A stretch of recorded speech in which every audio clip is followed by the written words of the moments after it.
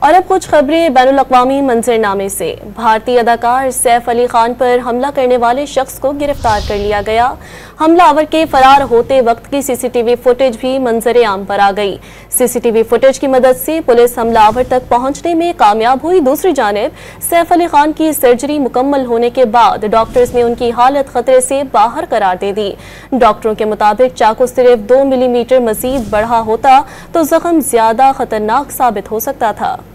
بھارت کے معروف اداکار سیف علی خان پر چاقو حملے کے بعد پولیس نے حملہ آور کی سی سی ٹی وی فوٹیج حاصل کر لی، جس میں اسے واقعے کے بعد سیڑھیوں سے نیچے اترتے ہوئے سی سی ٹی وی کیمرے کی طرف دیکھتے ہوئے دیکھا جا سکتا ہے۔ پولیس نے واقعے کا مقدمہ درج کر لیا۔ بھارتی اداکار سیف علی خان کو گزشتہ روز ممبئی میں ان کے فلیٹ میں چاقو کے وار سے زخمی کیا گیا۔ بھارتی میڈیا کے مطابق حملہ آور سیف علی خان کے گھر میں ڈکیتی کی نیت سے داخل ہوا۔ سیف علی خان کے چھوٹے بیٹے جہانگیر علی کے کمرے کی طرف بڑھنے کی کوشش کی تو گھریلو ملازمہ نے شور مچایا، جس کے بعد حملہ آور نے سب سے پہلے ملازمہ پر چاقو سے حملہ کیا۔ ملازمہ کے ہاتھ پر معمولی زخم بھی آئے۔ اداکار سیف علی خان فوراً مدد کے لیے پہنچے اور حملہ آور سے جھگڑے کے دوران شدید زخمی ہو گئے۔ حملہ آور نے چاقو سے 6 وار کیے۔ سیف علی خان کو ریڑھ کی ہڈی کے قریب بھی شدید چوٹیں آئیں۔ اداکار کے گھر پر کام کرنے والی ملازمہ نے پولیس کو بتایا کہ حملہ آور نے گھر میں داخل ہونے کے بعد 1 کروڑ روپے کا مطالبہ کیا۔ بھارتی اداکار سیف علی خان کی سرجری مکمل ہونے کے بعد ڈاکٹرز نے ان کی حالت خطرے سے باہر قرار دے دی۔ بھارتی پولیس نے واقعے میں سیکیورٹی عملے کے ملوث ہونے کا شبہ ظاہر کر دیا۔ تحقیقات کے لیے 7 ٹیمیں تشکیل دے دی گئیں۔